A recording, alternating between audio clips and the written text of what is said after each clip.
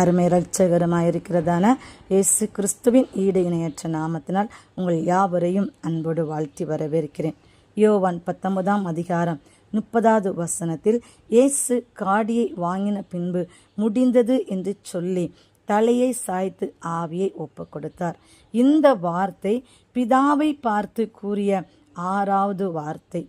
இயேசு பழுதற்ற பலியாக தன்னை ஒப்பு கொடுத்து கூறிய வார்த்தை தான் இந்த வார்த்தை, முடிந்தது என்று சொல்லி.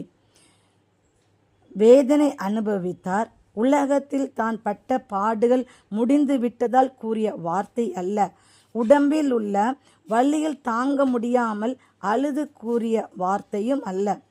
பரத்திலிருந்து பிதா அனுப்பினதான எல்லா காரியத்தையும் எல்லா திட்டத்தையும் நான் நிறைவேற்றி முடித்து விட்டேன் என்று சொல்லி மகிழ்ச்சியோடு சொன்னதான வார்த்தைகள். பிதா என்ன நோக்கத்தோடு என்னை அனுப்பினாரோ அந்த நோக்கத்தை நான் நிறைவேற்றி முடித்து விட்டேன் என்று சொல்லி கம்பீரத்தோடு சொன்னதான வார்த்தை தான் முடிந்தது என்று சொல்லி. இதை கேட்டுக்கொண்டு இருக்கும் எனக்கு அருமையான கர்த்தருடைய பிள்ளைகளை, உங்களையும் பார்த்து அநேகர் சொல்லியிருக்கலாம், உன்னுடைய வாழ்க்கை முடிந்து விட்டது, இனி உன்னால் வாழ முடியாது, எந்த காரியம் செய்ய முடியாது என்று சொல்லி உங்களையும் பார்த்து அநேகர் சொல்லியிருக்கலாம்.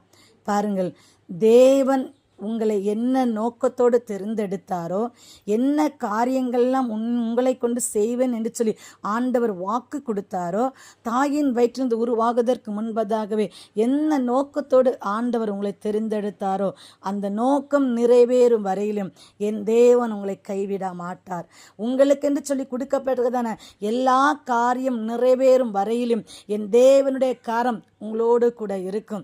ஆகவே என்னால் இனி எதுவுமே செய்ய முடியாது, எந்த ஒரு காரியமும் என்னால் பண்ண முடியாது என்று சொல்லி நீங்களும் யோசிக்காதபடிக்கு தேவன் என்னோடு கூட இருக்கிறார், தேவன் சொன்னதை நிறைவேறும் வரையிலும் தேவன் என்னை கைவிட மாட்டார் என்று சொல்கிறதான ஒரு விசுவாசம் உங்களுக்குள்ளே காணப்படட்டும். நிச்சயமாகவே என் தேவன் உங்களை ஆசீர்வதித்து உயர்த்துவார். God bless you.